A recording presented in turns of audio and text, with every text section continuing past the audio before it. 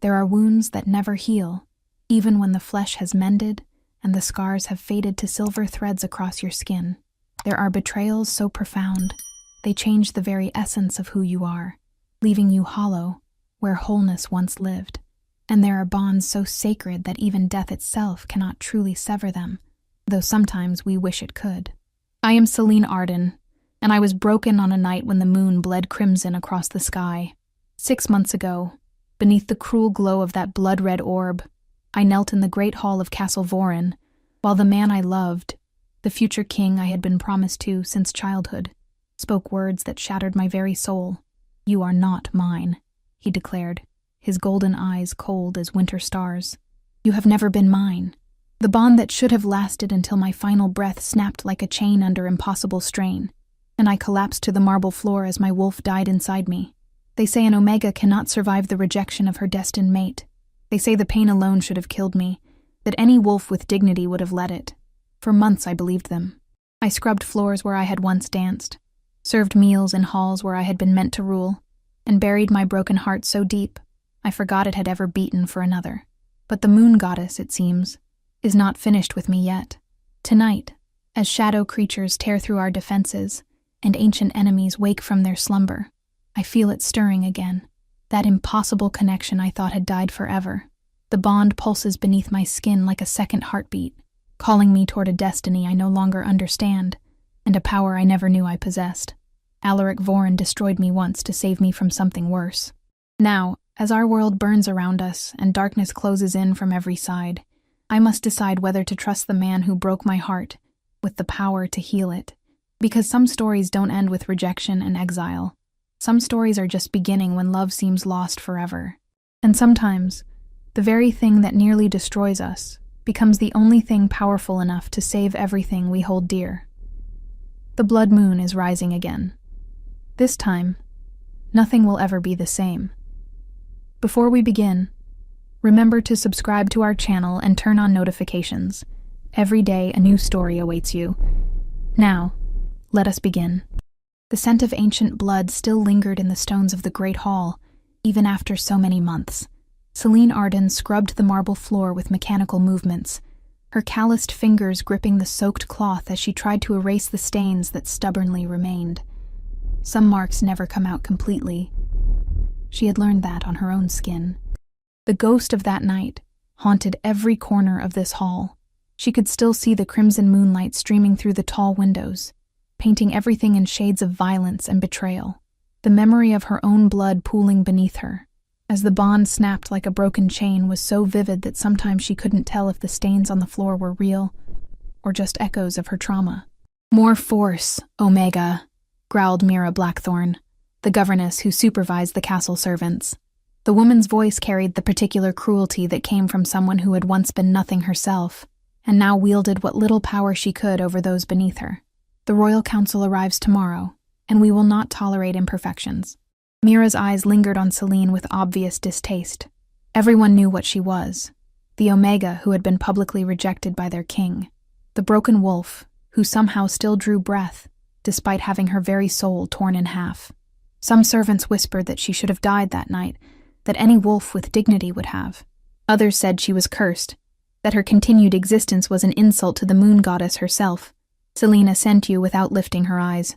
Speaking would only attract more attention, more pain. Since the night of the blood moon, since he broke her before everyone, she had learned that silence was her only protection. Words were weapons that could be turned against her, and she had no defenses left. "You are not mine. You have never been mine. Whatever bond you imagined between us was nothing but a child's delusion." The words echoed in her mind like a wound that refused to heal.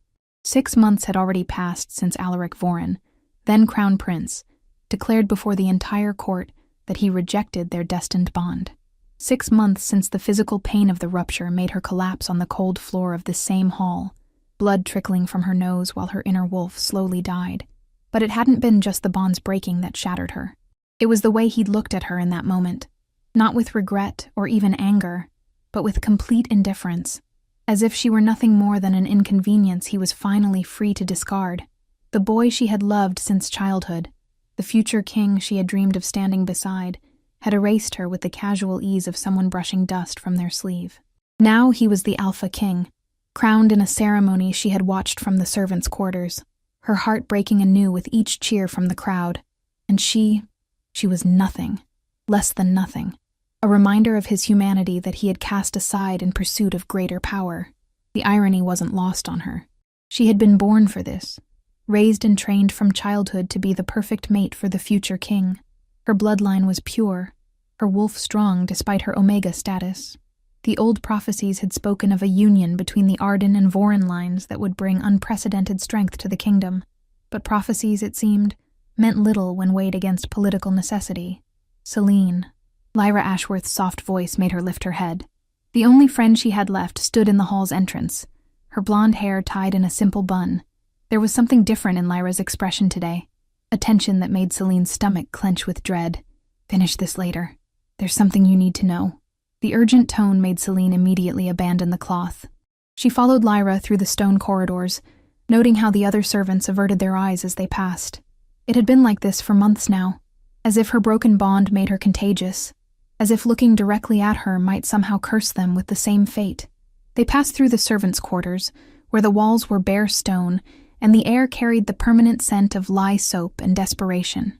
This was her world now, narrow corridors and windowless rooms, a far cry from the luxurious chambers she had once been destined to occupy as queen. They reached the small room Celine shared with 3 other Omegas. The space was cramped, with only 4 narrow beds and a single window overlooking the inner courtyard. Her few possessions fit in a small wooden chest at the foot of her bed, a stark contrast to the life of privilege she had known before her fall from grace.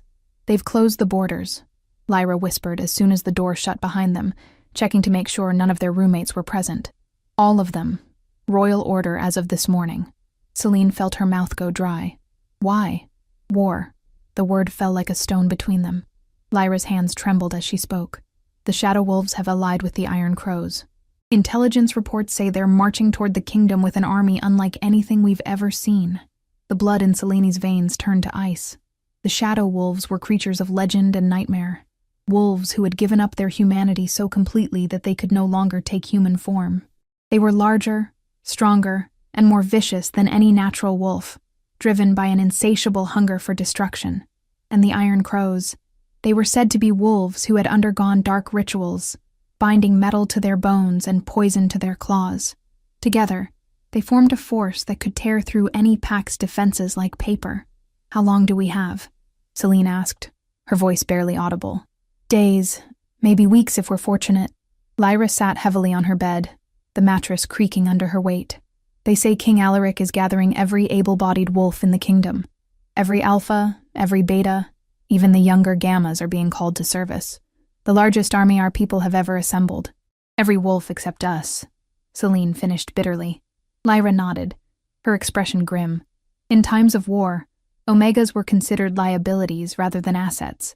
They would be locked away in the deepest parts of the castle, protected like precious objects until the fighting ended, if it ever did. The idea of being trapped in these stone walls while the world burned around them filled Celine with a claustrophobia so intense she could barely breathe. "There's something else," Lyra continued, her voice dropping even lower. "Something the servants are whispering about." Celine waited, though part of her didn't want to know. Bad news seemed to follow her like a shadow these days. "They're saying the king is different since the coronation, colder, more ruthless." Lyra's green eyes were troubled.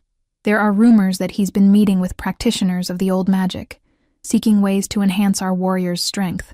Some say he's becoming as much monster as the enemies we face." The words hit Celine like a physical blow. The Alaric she had known, the boy who had once picked wildflowers with her in the castle gardens, who had shared his deepest fears about becoming king, would never have consorted with dark magic. But then again, that same boy had destroyed her without hesitation when it served his purposes. A sudden commotion in the courtyard made both women rush to the window. Below, royal guards were forming ranks in perfect military precision, while servants hurried about with supplies and weapons. The organized chaos of an army preparing for war filled the air with tension so thick it was almost tangible. But what made Celine's heart stop was the figure standing in the center of it all, Alaric Vorin. Even from this distance, she could feel the power radiating from him like heat from a forge. He had grown taller and broader since becoming king, his shoulders carrying the weight of crown and kingdom with an authority that was both magnificent and terrible. His dark hair was longer now, swept back from his face in a way that emphasized the sharp angles of his cheekbones and jaw. The royal armor he wore was a masterwork of black steel and silver, designed to intimidate as much as protect. When he turned in their direction, she caught a glimpse of the golden eyes that had once looked at her with something resembling love. But now they held only the cold calculation of a predator, scanning the castle's defenses with the detached efficiency of a military commander. This was not the boy she had loved. This was the Alpha King, and he was every inch the fearsome ruler their people needed him to be. "He's leaving tonight," Lyra whispered, her breath fogging the glass, "leading the army himself instead of sending his generals."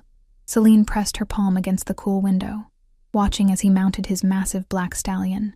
The horse was a magnificent beast, bred for war and nearly as imposing as its rider. Around them, hundreds of wolves in human form prepared to shift for the long run ahead, their movements coordinated with the precision that spoke of months of intensive training. Part of her, the part that had never truly healed, that still remembered what it felt like to be cherished by him, wanted to run down there, to see his face one more time before he rode off to what might be his death. She wanted to touch his hand, to wish him victory, to remind him that despite everything, someone still cared whether he lived or died. But the larger part, the part that remembered the crushing pain of rejection and the months of humiliation that followed, kept her frozen in place. "Good," she said, surprised by the venom in her own voice. "Maybe the shadow wolves will finish what he started." Lyra gasped, her hand flying to her mouth. "Celine, you don't mean that." But as they watched the king's army disappear into the gathering darkness, Celine wasn't sure what she meant anymore. The bond between them had been severed, yes, but something else remained, a phantom pain that never quite went away, a constant reminder of what she had lost. Sometimes she wondered if it would have been kinder if the rejection had killed her outright, as it should have. The night deepened around them as they returned to their beds. Her other roommates, Petra, Dahlia, and young Wren, filtered in one by one, their faces showing the strain of the day's revelations. Conversations were muted, filled with the kind of desperate hope that comes when there's nothing else left to cling to. Hours passed in fitful attempts at sleep. The castle settled into an uneasy quiet, the kind that comes before storms. Celine lay in her narrow bed, staring at the ceiling and trying to ignore the strange restlessness that had been growing inside her all evening. It started as a tingle in her fingertips, then spread up her arms like electricity racing through her veins. Her wolf, which had been dormant since the rejection, barely more than a whisper in the back of her mind, suddenly stirred for the first time in months. The sensation was so unexpected that Celine sat up abruptly, her heart racing as power she had thought lost forever began to pulse beneath her skin. "What's wrong?" Lyra asked from the next bed, her voice heavy with exhaustion. Before Celine could answer, a howl pierced the night air, then another, and another. The sound was wrong, not the organized calls of scouts or sentries, but wild, desperate cries that spoke of terror and death. The very walls seemed to vibrate with the anguish in those voices. "They're here," Celine breathed, her blood turning to ice water in her veins. The castle erupted into chaos. Shouts echoed through the corridors as servants and guards ran in all directions, their footsteps creating a thunder that seemed to shake the very foundations. Through the window, Celine could see fires blazing in the distance, growing larger by the minute as they consumed everything in their path. "The king's army," Lyra said, her face pale with realization and horror. They were ambushed. A tremendous crash shook the entire castle as something massive struck the main gates. The sound of splintering wood and screaming metal filled the air as the first line of defense crumbled. Then came more impacts, methodical, devastating, each one bringing their enemies closer to the heart of the castle. "We need to hide." Lyra grabbed Celine's arm with desperate strength, but she pulled away. "No." The word came out stronger than Celine had intended, surprising them both. For months she had hidden, cowered, accepted whatever scraps of existence others deemed fit to throw her way. But now, with death itself hammering at their doors, something fierce and primal was awakening inside her. "I'm tired of hiding. Celine, please." Another crash, closer this time. The shadow wolves had breached the outer defenses, and were now somewhere inside the castle walls. Soon they would be here, in these very chambers, and no amount of hiding would save anyone. That's when Celine felt it, a burning sensation in her chest, right where the bond had been severed. It was impossible. The connection was broken, dead, gone forever in a ritual of rejection that should have been irreversible. Yet something was pulling at her, calling her toward the great hall with an urgency that made her bones ache. "I have to go," she said, moving toward the door with steps that felt guided by forces beyond her understanding. "Go where?" "Celine, you're scaring me." But Celine was already running, her bare feet slapping against the cold stone as she raced through corridors filled with screaming servants and panicked guards. The burning in her chest grew stronger with each step until it felt like her ribs might crack from the pressure. Behind her, she could hear Lyra calling her name, but the sound seemed to come from very far away.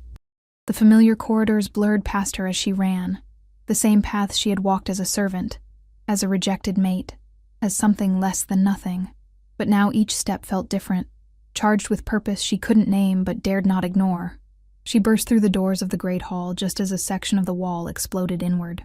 Stone and mortar rained down like hail as massive shapes poured through the breach.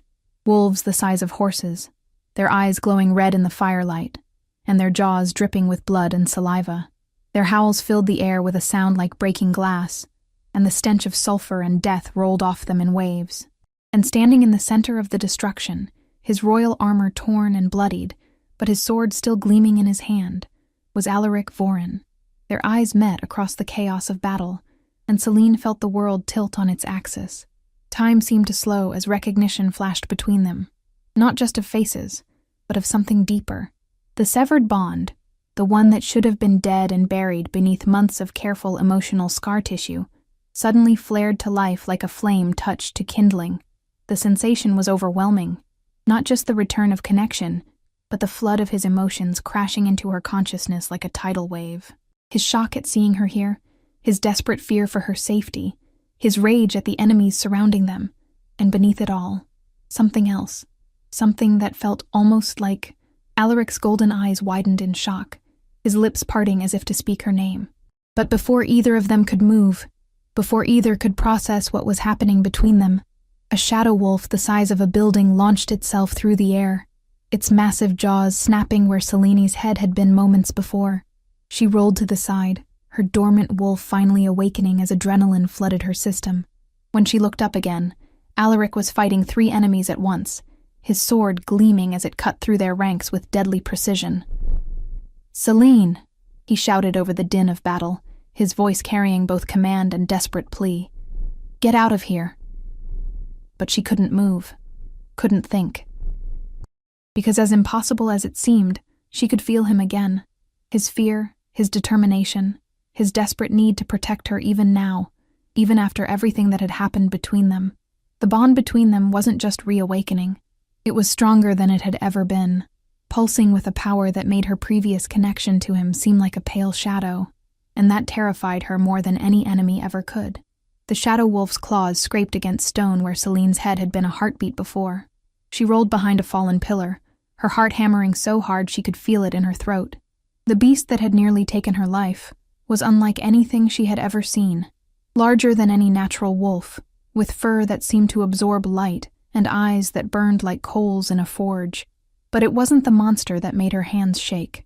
It was the impossible sensation burning in her chest, the phantom limb of a severed bond that should have been dead coming roaring back to life with a vengeance. This can't be happening. Across the hall, Alaric moved like death itself, his sword cutting through shadow wolf after shadow wolf, with movements so fluid they seemed choreographed. But even as she watched him fight, Celine could feel his emotions bleeding through the reawakened connection, his shock at seeing her here, his terror that she would be hurt, and underneath it all, something that felt dangerously like relief. Relief that she was alive, relief that she was here, relief that whatever had been broken between them wasn't as permanent as they'd both believed. A howl shattered her concentration. The shadow wolf that had attacked her was circling back, its massive head swiveling as it searched for her scent. Its movements were wrong somehow, too fluid, too intelligent. These weren't just large wolves. They were something else entirely, something that wore wolf shape, but carried the cunning of men. Behind the altar, a voice commanded. Celine spun to find a figure in black armor standing near her hiding spot. For a moment, her heart leaped, thinking it was Alaric, but this man was shorter, stockier, with steel-gray hair visible beneath his helm. "Commander Garrett," she breathed, recognizing one of the king's most trusted generals. "Move, girl." Garrett grabbed her arm and hauled her toward the massive stone altar at the far end of the hall. This is no place for servants. But as they ran, dodging falling debris and the massive paws of battling wolves, Celine felt something shift inside her. The burning in her chest was spreading, flowing through her veins like molten gold. Her Omega wolf, dormant for so long she'd almost forgotten what it felt like to be whole, was stirring with unprecedented strength. They reached the altar, just as another section of wall exploded. This time, what came through wasn't shadow wolves but something worse. Iron crows. These wolves had undergone dark rituals that fused metal to their bones and poison to their claws. Their howls carried the sound of grinding gears, and when they moved, sparks flew from where their metallic parts scraped against stone. "How many of them are there?" Celine gasped, pressing herself against the cold marble. "Too many," Garrett replied grimly, fitting an arrow to his bow. "The king's army was decimated in the ambush. What you see here are the survivors." The words hit her like a physical blow. Decimated. Most of Alaric's army was dead or dying somewhere in the darkness beyond the castle walls. The flower of their kingdom's warriors had been cut down, and now these monsters were here to finish what they'd started. A familiar voice rang out across the chaos, carrying the authority of absolute command. "Fall back to the throne room. Protect the civilians." Alaric, even in the midst of battle, his first concern was for the people under his protection. The servants, the Omegas, the children, those who couldn't fight, but were depending on him to keep them safe. But as Celine watched him fight his way toward them, she saw blood streaming from a dozen wounds. His armor was cracked and dented, and there was a set to his shoulders that spoke of exhaustion so profound it was a miracle he was still standing. "He won't last much longer," she whispered, the words torn from her throat before she could stop them. Garrett followed her gaze and nodded grimly. "The king fights like 10 men, but even he has limits. And these creatures," he shook his head, "they're not just stronger than normal wolves. They're smarter, coordinated. This isn't a raid. It's a surgical strike designed to cut the head off our kingdom." Another crash echoed through the hall as more enemies poured through the breach. Celine could see humans among them now, traitors who had allied themselves with the shadow wolves and iron crows. Their faces were painted with symbols that hurt to look at directly, and they moved with the same wrong fluidity as their monstrous allies. That's when she felt it. A pulling sensation so strong it nearly knocked her off her feet. The bond between her and Alaric wasn't just reawakened. It was doing something, changing something. Power flowed through the connection, but it wasn't coming from him to her. It was going the other way. She was giving him strength. "Impossible," she breathed, staring at her hands. They were glowing with a soft silver light that seemed to pulse in time with her heartbeat. Garrett followed her gaze and his weathered face went white. "By the moon goddess, you're one of them." "One of what?" "The amplifiers.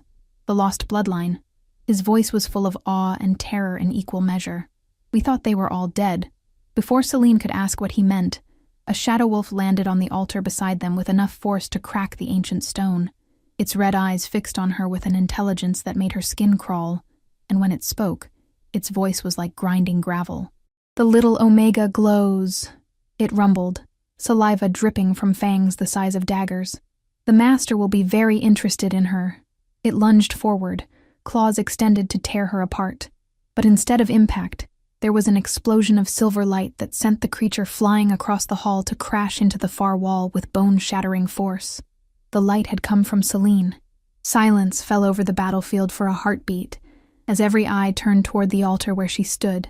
The silver radiance around her was growing stronger, and she could feel power, unlike anything she'd ever imagined flowing through her veins. "Celine." Alaric's voice cut through the stunned quiet, and she turned to see him fighting his way toward her with desperate urgency. But it wasn't just concern in his eyes. It was recognition. He knew what this meant. The shadow wolves recovered from their shock first. With howls that shook dust from the ceiling, they abandoned their individual fights and converged on the altar like a black tide, dozens of them. all focused on reaching her before she could fully understand or control whatever was happening to her. "Protect her!" Alaric roared, but his remaining men were scattered and outnumbered. There was no way they could hold back so many enemies. That's when the true magnitude of what was happening hit her. These creatures hadn't come here just to destroy the kingdom. They'd come for her. Somehow they'd known what she was before she'd known it herself. The first wave reached the altar's steps. Garrett stepped forward to meet them, his sword flashing in the silver light, but Celine could see it was hopeless. There were too many, and they were too strong. The burning in her chest reached a crescendo, and suddenly she understood. The power wasn't just flowing from her to Alaric anymore. It was flowing to every defender in the hall. The surviving guards and soldiers suddenly moved faster, struck harder, their wounds healing even as they fought. But the effort was enormous. She could feel her strength draining away like water through a broken dam. Whatever this power was, she didn't know how to control it, and it was consuming her from the inside out. "I don't know how to stop it," she gasped, falling to her knees as the silver light around her flickered. "Don't stop." Alaric's voice was suddenly beside her, and she looked up to see him standing over her, his sword keeping the nearest enemies at bay. "Don't ever stop. Do you understand me? I don't know what's happening. You're saving us all." His golden eyes met hers for just a moment, and in them she saw the boy she'd once loved alongside the king he'd become. "You're saving the entire kingdom." A shadow wolf broke through Alaric's guard, its claws raking across his chest with enough force to send him stumbling backward. Blood sprayed across the altar's steps, and Selene felt his pain like a physical blow through their renewed bond. That's when something inside her snapped. The silver light exploded outward with enough force to shatter every window in the hall. Shadow wolves were flung against walls like rag dolls, and the Iron Crow's metallic enhancements began to smoke and melt under the pure energy washing over them. But more than that, something fundamental had changed. The bond between her and Alaric was no longer just reawakened. It was transformed, enhanced beyond anything that should have been possible. She could feel not just his emotions, but his thoughts, his memories, even his wolf's primal instincts. And through that connection, she felt something that made her heart stop. He had never wanted to reject her. The night of the blood moon, the cruel words, the public humiliation, none of it had been his choice. Someone else had been controlling him, forcing him to break their bond to prevent exactly this from happening. Someone had known what she was, what she could become.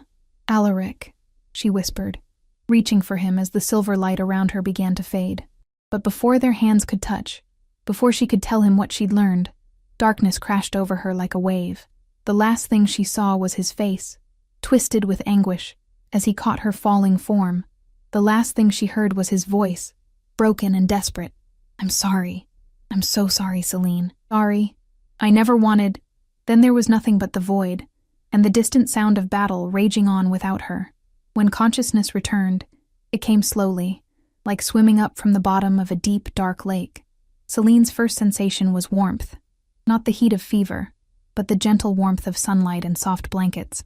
Her second was the complete absence of pain. She opened her eyes to find herself in a room she didn't recognize. It wasn't the servants' quarters where she'd been living, nor was it any part of the castle she'd ever seen. The walls were made of smooth white stone that seemed to glow with its own inner light, and the ceiling was painted with constellations that moved slowly across the surface like living stars. "You're awake." The voice made her turn her head, wincing slightly as unused muscles protested. A woman sat beside the bed, elderly, with silver hair braided with small bells that chimed softly when she moved. Her eyes were the pale blue of winter ice, and when they fixed on Celine, they seemed to see everything. "Who are you?"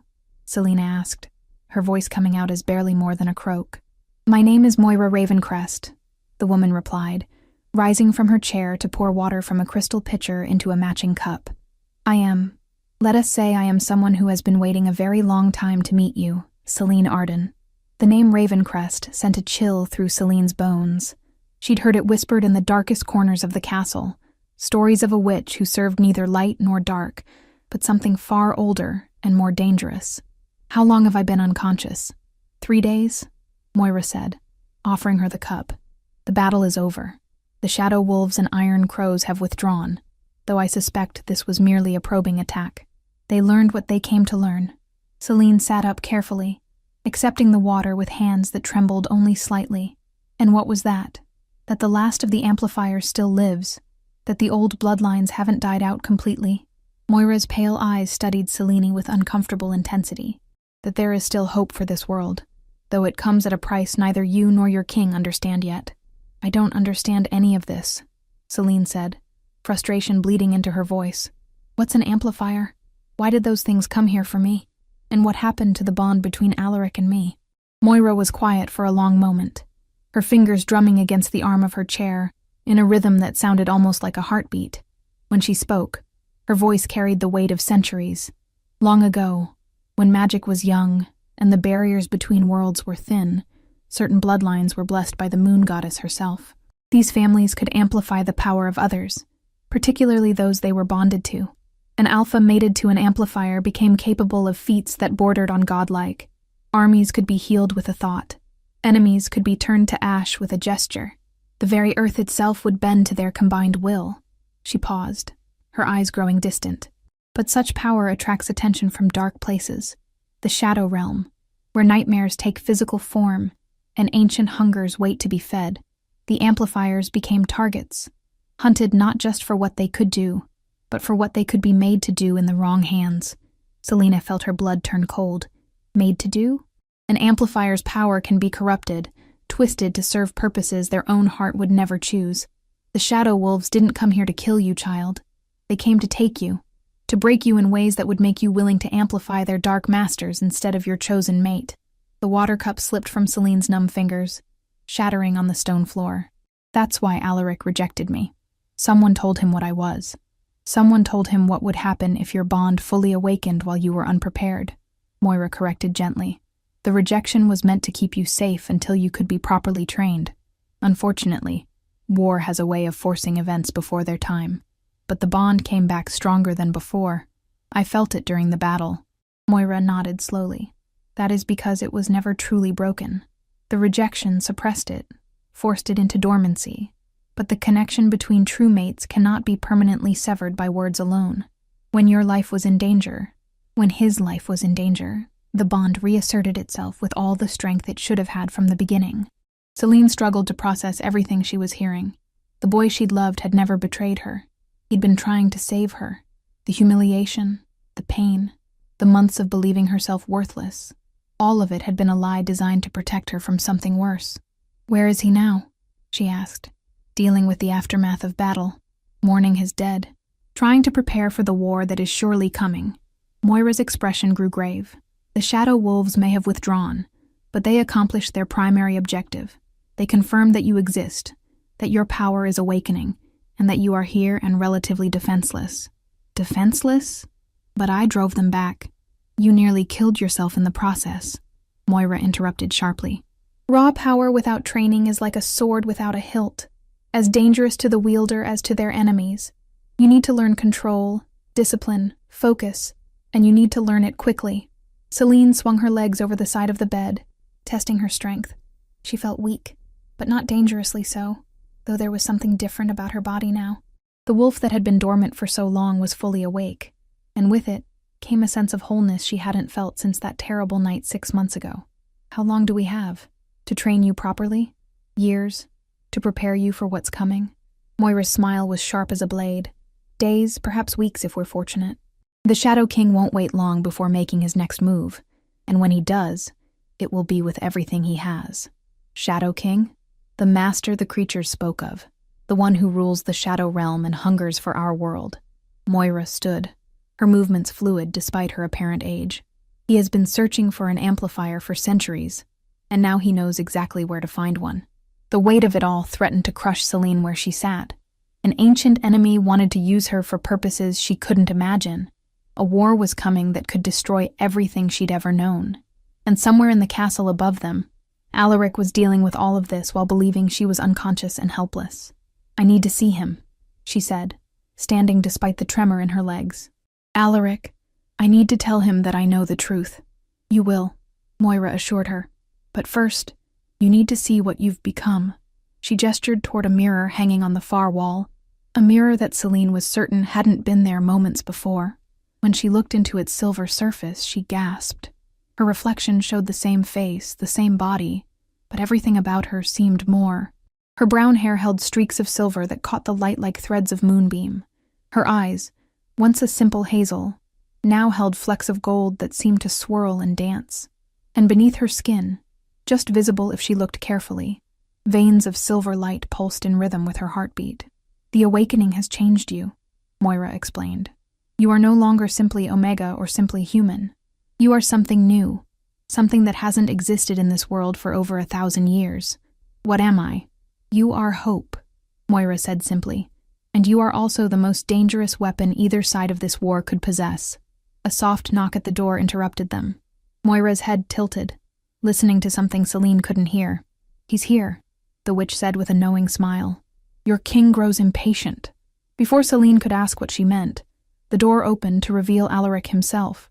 But this wasn't the battle-weary warrior she'd seen fighting in the Great Hall.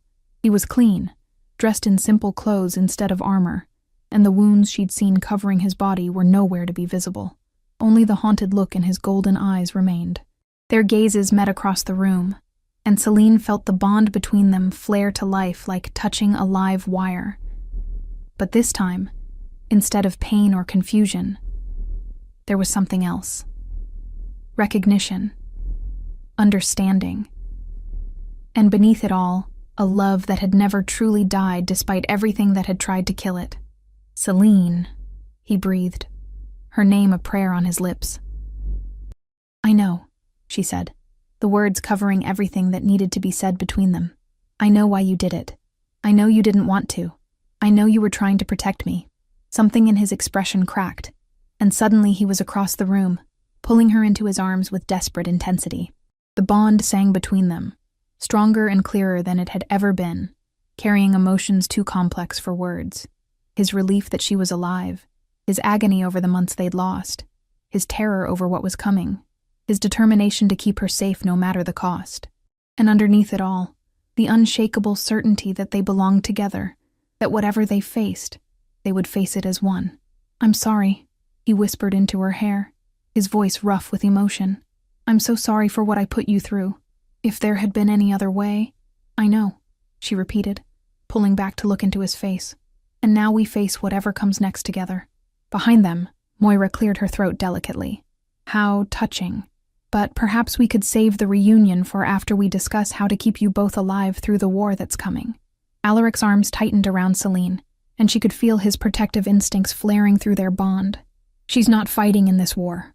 "I'm afraid that's not your decision to make," Moira replied with amusement. "She is the war, my dear king. Everything that follows will revolve around her, and what she chooses to do with the power awakening inside her. Then we need to know everything," Celine said, stepping out of Alaric's embrace but keeping hold of his hand. "About my bloodline, about this Shadow King, about what's really at stake here." Moira nodded approvingly. "Finally, the right questions. Very well. But I warn you, once you know the truth, there will be no going back to the life either of you imagined you would have." "Our old life ended 6 months ago," Alaric said grimly. "We're ready for whatever comes next." Moira's smile was sharp and sad at the same time. "We shall see, young king. We shall see." The War Council chamber had been transformed overnight. What was once a room lined with elegant tapestries and polished oak now resembled something between a fortress command center and an arcane laboratory. Maps covered every surface, marked with red ink that looked disturbingly like blood. Crystals hummed with contained energy from various corners, and the air itself seemed to thicken with barely restrained power. Celine stood beside Alaric at the head of the massive table, acutely aware that every eye in the room was fixed on her. The assembled nobles, generals, and advisors couldn't seem to decide whether she was their salvation or their doom. Perhaps both, she thought grimly. It had been 3 weeks since her awakening, 3 weeks of intensive training with Moira that had pushed her body and mind to their absolute limits. She could now channel her power without collapsing, could amplify Alaric's abilities without burning herself out, and most importantly, she could sense the approach of Shadow Realm creatures from miles away. What she couldn't do was shake the feeling that they were already too late. "The reports are confirmed," Commander Garrett announced, his weathered face grave as he pointed to the largest map spread across the table. 3 more border settlements have fallen. The pattern is always the same. The Shadow Wolves strike at sunset, the Iron Crows finish any survivors, and by dawn there's nothing left but ash and silence. How many dead? Alaric's voice was carefully controlled, but Selene could feel his rage burning through their bond like acid in her veins. 600 confirmed, perhaps twice that number missing. General Blackwood, a stern woman whose gray hair was pulled back in a severe bun, traced the attack routes with one scarred finger. They're not just raiding anymore, Your Majesty. They're systematically clearing a path directly toward the capital. Selene studied the map, noting the deliberate progression of the attacks. They're hurting us, she said quietly, forcing refugees into the capital, stretching our resources, creating chaos. To what end? Asked Lord Ashford, one of the younger nobles whose family controlled the kingdom's grain supplies. Before anyone could answer, Moira spoke from her position near the room's single window. To weaken you before the final strike. The Shadow King doesn't want a quick victory. He wants total surrender. He wants your people broken, desperate, ready to accept any salvation offered to them, even if that salvation comes from the very monsters attacking them. Alaric finished grimly. Precisely. Moira turned from the window, her pale eyes reflecting the afternoon light in ways that made several of the assembled lords shift uncomfortably. Fear makes people willing to compromise their principles. Desperation makes them eager to trade freedom for safety. And when the Shadow King finally reveals himself, he won't come as a conqueror. He'll come as a savior. The room fell silent as the implications sank in. Selene felt a chill that had nothing to do with the temperature. You're saying he'll offer to stop the attacks in exchange for… what? For you, child. Moira's smile was sharp as a blade. He'll demand you be turned over to him in exchange for peace. And after weeks of watching their loved ones die, many of your people will see it as a reasonable trade. Never.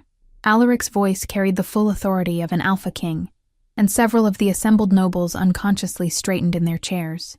I will burn this kingdom to ash before I let him touch her. That may be exactly what he's counting on, Moira replied mildly.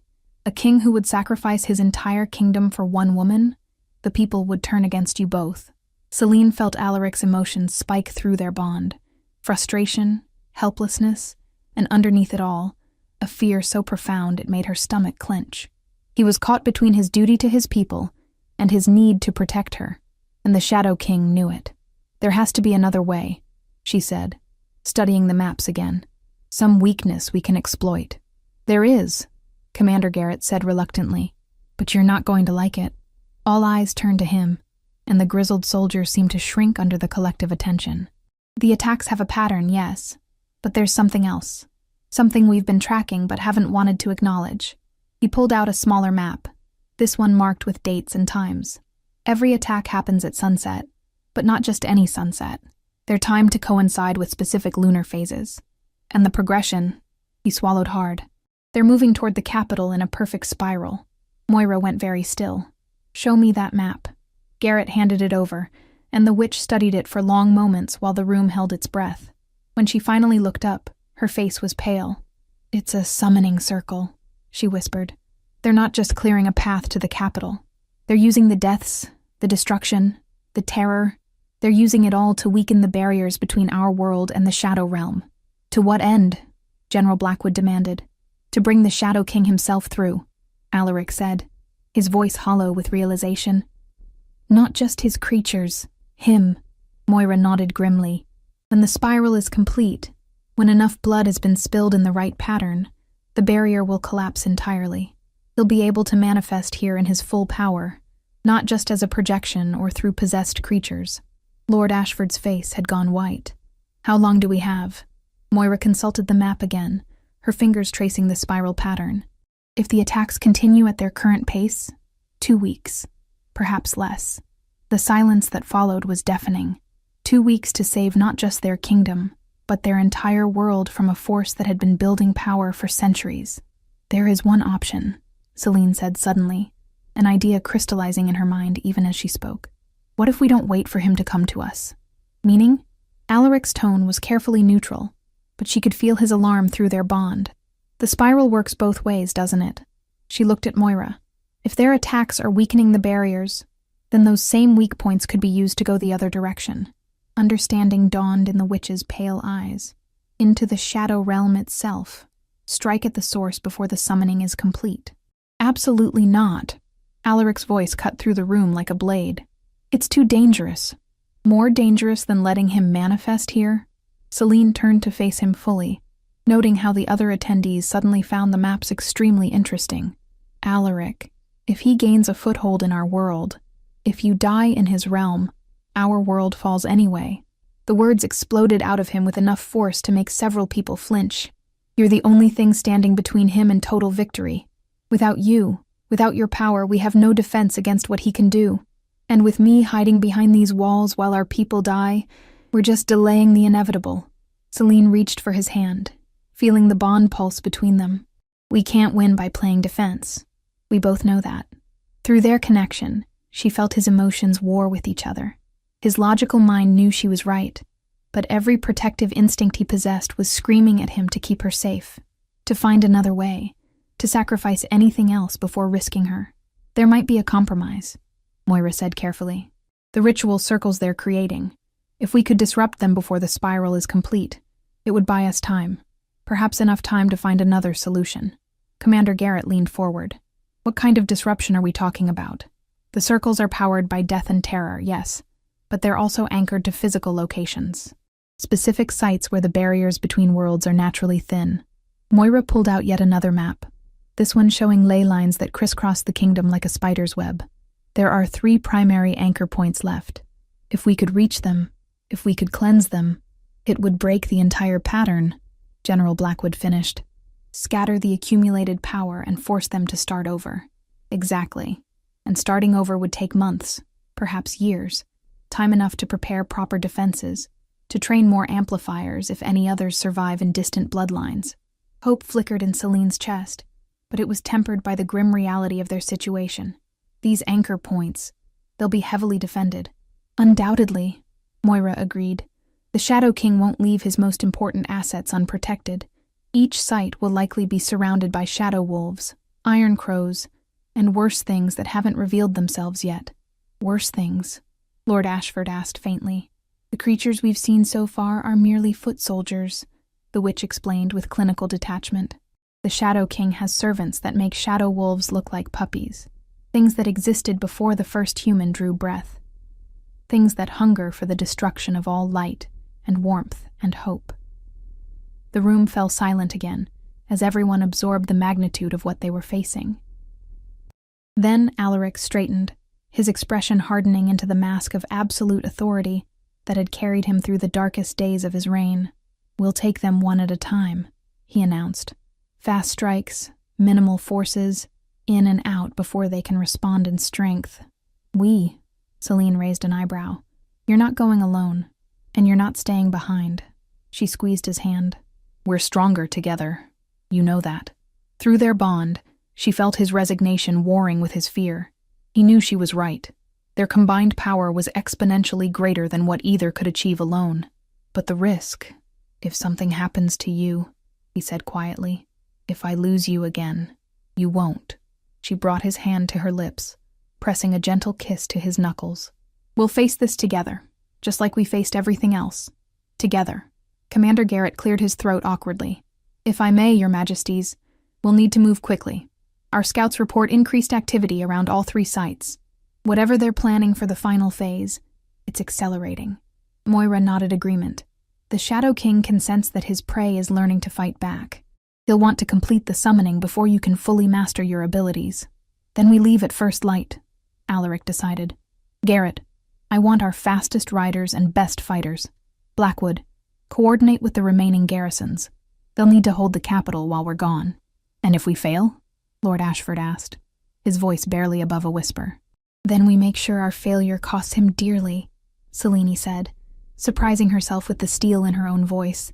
If the kingdom falls, it won't be because we gave up without a fight.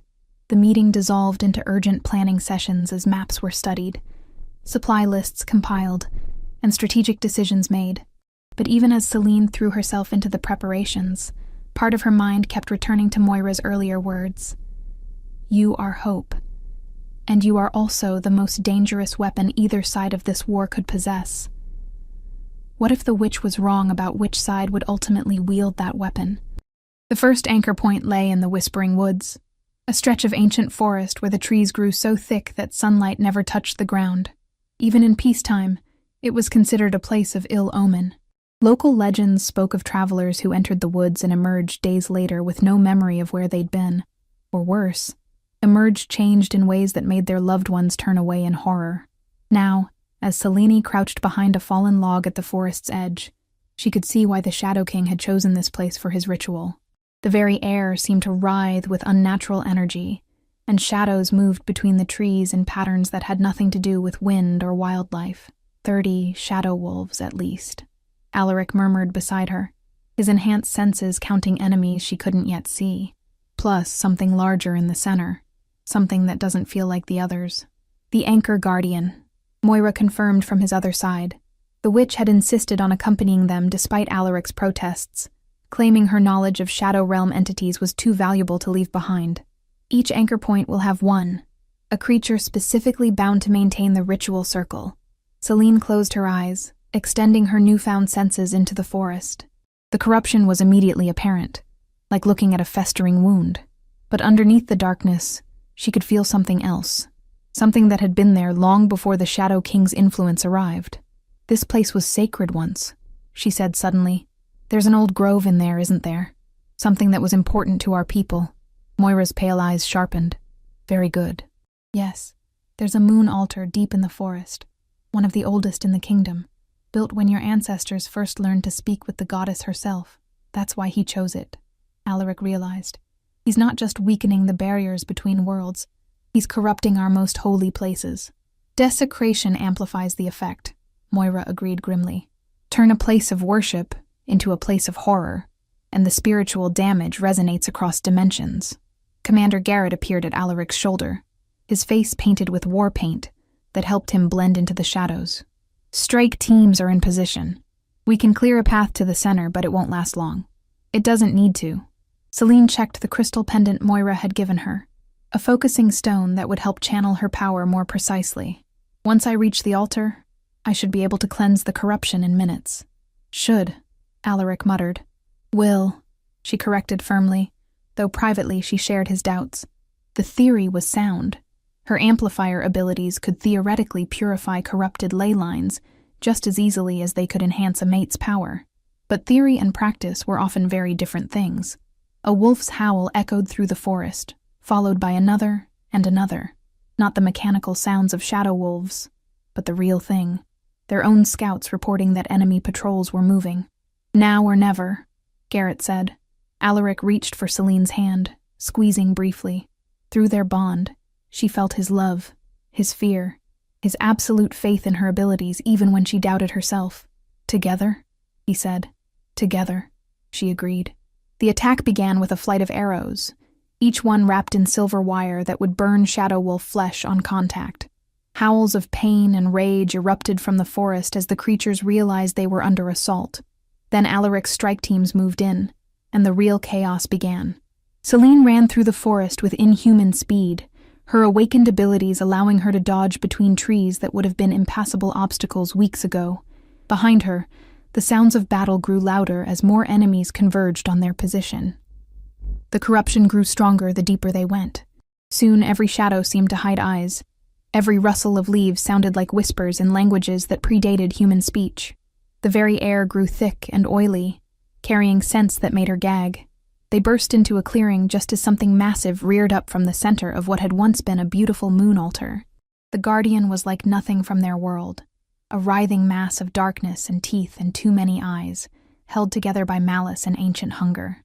"Amplifier," it spoke, its voice like breaking glass. "Come to cleanse what cannot be cleansed. Come to heal what chooses to be broken. Get back." Alaric moved to place himself between Selene and the creature, his sword blazing with power drawn from their bond. But the Guardian wasn't interested in him. It flowed around his attacks like smoke, reaching for Selene with appendages that shifted between shadow and substance. "I have been waiting so long to taste one of your kind," it hissed. "To learn the flavor of hope before I devour it entirely." Selene raised her hand, silver light blazing from her palm. The creature recoiled with a shriek, but she could see it wasn't truly hurt. Moira had been right. These things were specifically designed to resist her power. That's when she noticed something else. The altar beneath the Guardian wasn't completely corrupted. Deep in the ancient stone, She could sense the original blessing, the connection to the moon goddess that had sanctified this place centuries ago. Not through the guardian, she realized, through the altar itself. Instead of trying to fight the creature directly, she dropped to the ground and pressed her palms against the defiled stone. The original blessing was still there, buried under layers of darkness but not destroyed. If she could reach it, amplify it, power flowed through her like lightning, not the silver light of her own abilities, but the ancient gold radiance of divine blessing. The altar began to glow, cracks of pure light spreading across its surface like a spider's web. The guardian screamed as the expanding light touched it, its form beginning to dissolve. Impossible! The old ways are dead. The goddess has abandoned this realm. The goddess never abandons those who serve her, Selene said, pouring everything she had into the ancient stone. She only waits for them to remember how to listen. The corruption shattered like glass, taking the guardian with it. Light exploded upward from the altar in a pillar that could be seen for miles, cleansing not just this clearing but the entire forest around it. As the radiance faded, Selene collapsed into Alaric's arms, exhausted but triumphant. They'd done it. The first anchor point was cleansed, but even as relief flooded through their bond, she couldn't shake the feeling that this victory had been too easy. The Shadow King had ruled the darkness for centuries. Would he really leave his most important ritual site so lightly defended? Something's wrong, she whispered. Alaric's grip tightened around her. What do you mean? Before she could answer, Commander Garrett came running through the trees, his face white with terror. Your Majesties, we have a problem. What kind of problem? Alaric demanded. The capital. Garrett's words came out in a rush. While we were here, they hit the capital. The real army wasn't in these woods. It was a diversion. The Shadow King himself is there, and he has... The commander's voice broke, and Selene felt her blood turn to ice. He has what? She asked, though part of her already knew. Hostages, Garrett whispered. Thousands of them. And he sent word that he'll execute one every hour until you return and surrender yourself to him. The forest spun around Selene as the full scope of the trap became clear. They'd been manipulated from the beginning, led away from the capital, so the real attack could succeed without her interference. How long do we have? Alaric asked, his voice deadly calm. The message was sent at dawn. That was... Garrett consulted the sun's position. 4 hours ago. 4 people were already dead because she'd fallen for the Shadow King's deception. 4 people who might still be alive if she'd seen through his plan. We have to go back, she said, struggling to her feet despite her exhaustion. It's a trap, Alaric protested. He wants you to come back. He's counting on your compassion to override your judgment. I know it's a trap. Selene met his eyes, letting him feel her resolve through their bond. But I can't let innocent people die for my cowardice. It's not cowardice to... It is if I'm the only one who can stop him. She touched the altar one more time, drawing strength from the newly cleansed blessing. We always knew it would come to this eventually. A direct confrontation between him and me. Together, Alaric said firmly. Whatever we face it together. Selene wanted to agree, wanted to promise him that they'd stand side by side against whatever waited for them in the capital. But as they prepared for the desperate ride back to save their people, she couldn't escape the growing certainty that some battles could only be won alone, and that the Shadow King was counting on her love for Alaric to be her ultimate weakness. The ride back to the capital took 6 hours, pushing their horses to the absolute limit of endurance. When the city finally came into view, Selene's heart nearly stopped. The entire population appeared to be gathered in the great square before the castle, pressed together in a mass of terrified humanity, while creatures of shadow and metal prowled the perimeter. Above them all, standing on a platform that definitely hadn't been there that morning, was a figure that hurt to look at directly, the Shadow King. He was beautiful in the way that poisonous things were beautiful. Perfect features that suggested rather than displayed the vast malevolence within. When he spoke, his voice carried across the entire city without effort. Brave Selene Arden, he called, though she was still miles away. I sense your approach. Come to me now, and I will make the deaths of your people swift and painless. Continue to resist, and I will make them last for days. As if to demonstrate his sincerity, he gestured to one of his servants. The creature dragged a struggling figure onto the platform. a young woman Celine recognized as one of the castle's seamstresses. "Please," the woman cried. "I have children." The Shadow King smiled. "Everyone here has someone they love. That's what makes this so deliciously tragic." His hand moved, almost casually, and the woman simply ended. Not killed, not destroyed, but erased so completely that for a moment Celine couldn't even remember what she'd looked like. 1 hour, the Shadow King announced. Then another, and another, until my dear amplifier learns the price of defying me. Celine dug her heels into her horse's sides, desperate to reach the city before anyone else had to pay for her failures. But even as they raced through the outskirts of the capital, she knew the trap was already closing. The Shadow King wasn't just threatening her people to force her surrender. He was demonstrating that her power, her purpose, everything she'd learned about herself over the past weeks, none of it mattered if she couldn't protect the one she loved. And in her heart, she was beginning to fear he might be right. The final confrontation was about to begin. And despite everything they'd learned, despite all their preparations and training and desperate hope, Celine still had no idea how to win a battle against an enemy who held her entire world hostage. But as they crested the final hill and saw the full scope of the Shadow King's forces arrayed against them, one thing became crystal clear.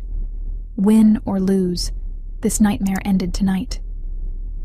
If you enjoyed this story, a like or comment really helps. And if you wish to hear more tales like this one, make sure you subscribe so you never miss the next tale.